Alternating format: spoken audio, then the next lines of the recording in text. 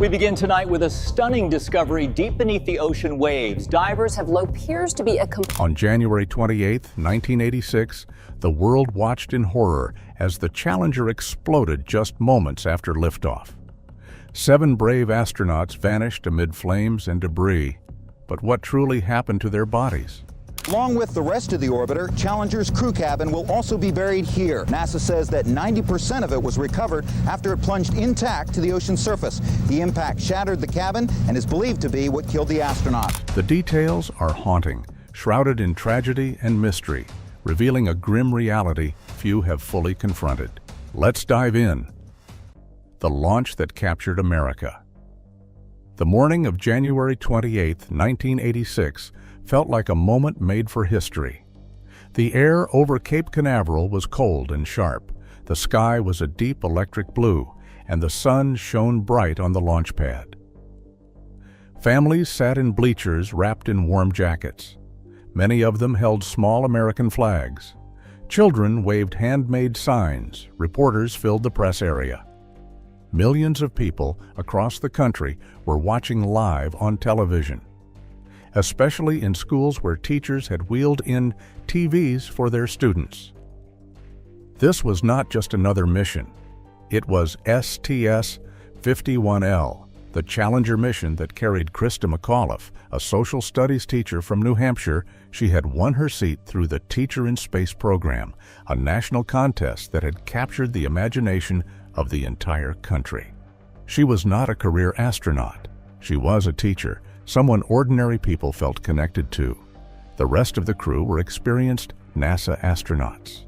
Commander Francis Scobie, pilot Michael Smith, mission specialists Ellison Onizuka, Judith Resnick, and Ronald McNair, along with payload specialist Gregory Jarvis.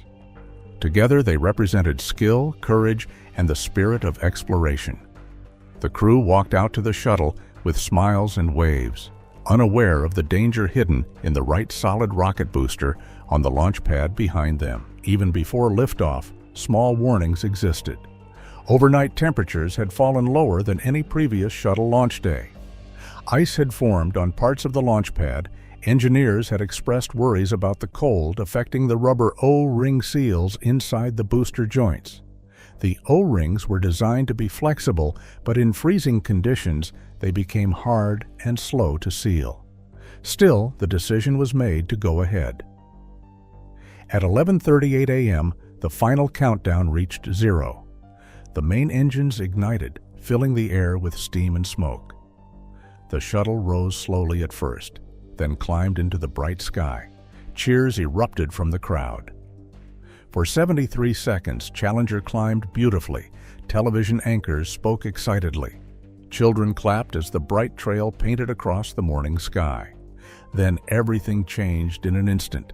People stared upward, confused, hoping the shuttle would reappear. It never did. What fell into the Atlantic moments later began a far darker chapter of the Challenger story: shock, confusion, and the first search. For a few terrible seconds after the explosion, no one truly understood what they had witnessed. The sky above Cape Canaveral showed 2 long white trails curling away from each other, drifting like broken ribbons in the cold air. To many of the families watching from the bleachers, it looked strange, but not immediately catastrophic. Some parents told their children it might be part of the mission. In classrooms across the United States, students clapped, believing the shuttle had simply separated into stages. Inside Mission Control in Houston, the atmosphere changed instantly. Telemetry data froze. Screens flickered. Voices overlapped on the headsets as controllers tried to make sense of the sudden loss of signals. Years of training kept everyone calm, but the silence in the room was filled with dread. The words spoken by Flight Director Jay Green were careful, measured, and heavy. Obviously, a major malfunction. No one wanted to be the first to say the unthinkable. Only minutes later, as television networks replayed the explosion again and again, it became clear this was a disaster. News anchors struggled to describe what they were seeing. Some stopped speaking mid-sentence, visibly shaken. NASA officials quickly ended the live broadcast from the press site and retreated to closed rooms. Out at sea, the U.S. Coast Guard and Navy were already scrambling into action. Helicopters took off. Cutters and rescue boats raced toward the area where the falling debris had disappeared into the Atlantic. The search stretched across miles of ocean. Boats moved in grid patterns, scanning for anything that might indicate survival, such as floating helmets, life rafts, or signal beacons. Divers prepared to enter the cold water. But the Atlantic showed only fragments. Soon, pieces of Challenger began surfacing. Insulation, shredded wiring, lightweight debris, and scorched sections of the orbiter's outer skin. Back on land, NASA representatives spoke briefly to the press, still clinging to formal words about search and rescue. But inside the closed doors of Mission Control, they understood the truth. The explosion had occurred at almost 48,000 feet. As the day turned to evening, the searchlights from the ships illuminated the waves. The water was calmer than expected, as if holding its breath.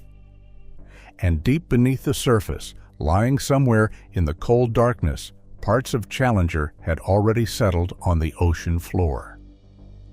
But within days, sonar teams would detect something far larger and far more important than scattered debris, a discovery that would change the entire investigation. The grim recovery begins. In the days after the explosion, the Atlantic Ocean became the center of one of the largest recovery missions in NASA's history. The operation quickly shifted from hope to grim determination. The U.S. Navy, Coast Guard, Air Force, and NASA formed a massive joint effort, bringing together ships, aircraft, deep-sea equipment, and hundreds of specialists. Their new mission was not rescue, it was reconstruction. The ocean off Florida's coast is deceptively shallow, only about 100 feet in many places. But that made the work harder. Debris did not sink into deep, isolated trenches. It spread widely across the seabed, scattering into tangled fields of metal. Sonar ships scanned the water, sending out constant pings that echoed back ghostly shapes. Some shapes were small fragments. Others were large sections of the shuttle. Every strange signal had to be checked by divers or underwater vehicles. Surface recovery began first. Coast Guard vessels collected floating pieces, insulation tiles, torn metal panels, shattered tubing, sections of the payload bay doors, and fragments of the external tank. Each piece was tagged, photographed, and stored. Navy helicopters circled overhead, taking images to map the drifting debris. What floated was only a fraction of Challenger's remains. Below the waves, the real work waited. Navy divers descended again and again, often in cold, murky water where visibility dropped to a few feet. They followed neon markers and fluorescent dye that outlined the most important areas. Beneath them lay a metallic graveyard, parts of engines, wiring, panels, and twisted structural beams. Some pieces were as small as hands. Others weighed hundreds of pounds. As more wreckage was raised to the surface, ships began delivering it to a large hangar at Kennedy Space Center. Engineers there created a massive reconstruction floor, laying pieces on steel frames shaped like the outline of the orbiter. Part by part, Challenger was reassembled like a puzzle for investigators. Burn patterns were examined. Fracture lines were traced. Every detail mattered, because every detail was a clue. By early February, recovery teams had lifted thousands of fragments from the sea. More than 100 tons of material were eventually recovered, nearly half of Challenger's entire mass. But something was still missing, something crucial. The part that could answer the most painful questions. The crew compartment had not been found. When divers reached this mysterious object on the seafloor, they realized they had found the most heartbreaking piece of all. Discovery of the crew compartment. On March 7, 1986, more than 5 weeks after the disaster, the recovery operation reached a turning point. A Navy sonar sweep detected a large, irregular object on the seabed, roughly 18 miles east of Cape Canaveral. It was deeper than most previous finds and half buried in sand. The shape stood out immediately. It was too large, too intact, and too heavy to be just another piece of the external tank or booster. The moment the readings came in, divers were deployed. As the dive team descended, the water grew darker and colder. Their floodlights cut through the murk, revealing shifting shadows. Slowly, the outline of the object came into view. What they saw stopped them completely. It was not a wing segment, nor engine hardware, nor a chunk of fuselage. For weeks, people across NASA and the military had whispered that the cabin might still be intact somewhere in the ocean. Now that theory became a painful reality. Though heavily damaged, crushed, and torn open in several places, enough remained to identify it immediately. The windows were shattered, the walls crumpled, and parts of the frame were twisted beyond recognition, but the structure was unmistakable. This was where Challenger's crew had spent their last moments. When the wreckage finally broke through the waves, the deck fell silent. Navy and NASA officials stood in a quiet line as the remains were transferred aboard. There was no cheering, no noise, no relief, only respect and grief. The ship carrying the cabin maintained strict security, refusing all media access. A flag was raised above the recovered structure.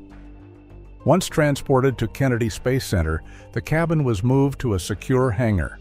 There, teams of engineers, pathologists, and investigators examined it carefully. Their analysis confirmed what the mission footage and telemetry had already suggested. The cabin had separated from the shuttle in a single piece during the explosion. Instead of disintegrating immediately, it had continued moving upward to about 65,000 feet, before arcing downward in a long, deadly fall, lasting nearly 2 minutes and 45 seconds. The final impact with the ocean, at more than 200 miles per hour, was devastating, producing forces far beyond survivability. And what they found inside the cabin would reveal details about the astronauts' final moments that the world had never imagined: the search for the crew's remains. When investigators opened the crushed remains of the crew cabin inside the secure hangar at Kennedy Space Center, the mission shifted from engineering to humanity. The people working there were no longer just handling wreckage. They were handling what remained of 7 lives dedicated to exploration. The atmosphere inside the building changed immediately. Voices dropped. Movements slowed. Every step was taken with deep respect. Among the twisted metal, shattered equipment, and collapsed interior walls, divers had found what NASA later described only as crew remains. The exact details were never released publicly, out of respect for the astronauts' families. Still, those involved later acknowledged that the remains were fragile, fragmented, and often intermingled. Weeks underwater had caused damage. Salt water, pressure, and time had made the task of identification incredibly difficult. The recovery team followed strict military protocols. Every fragment was photographed, tagged, and logged. Personal items were pulled aside for forensic analysis. The remains were transported to a private facility, widely believed to be at Patrick Air Force Base, where a team of pathologists, medical examiners, and forensic specialists began the painstaking process of examination. No media was allowed. No photographs were taken. NASA wanted to protect the dignity of the crew above anything else. This was 1986. DNA testing was not yet standard practice. Identification relied on more traditional and intimate methods: dental records, skeletal characteristics, and personal artifacts. Some fragments could be matched to individuals. Others could not be separated. Each new identification was documented with care, and families were quietly notified. According to Navy reports, by April 19, 1986, all 7 astronauts had been officially identified. This discovery suggested that at least some of the astronauts may have been conscious or regained consciousness briefly after the breakup. The cabin's violent depressurization would have knocked them out within seconds, but the possibility of even momentary awareness during the fall deeply affected the investigators. NASA's official biomedical report later explained that the precise moment of death could not be determined. The forces at ocean impact, however, were unquestionably fatal. Once the remains had been identified, families were given the choice to claim their loved ones for private burial. Those remains that could not be individually distinguished were cremated together. On May 20, 1986, in a quiet and private ceremony at Arlington National Cemetery, the commingled ashes of the Challenger crew were laid to rest beneath a simple white monument. But even after the crew was laid to rest, one question still demanded answers. How could a single, simple failure bring down a shuttle that millions believed was nearly indestructible? The investigation and NASA's reckoning. As the recovery of Challenger's wreckage and the crew's remains came to an end, the nation turned toward a new and urgent question. How could this have happened? President Ronald Reagan appointed a special commission to find the answer.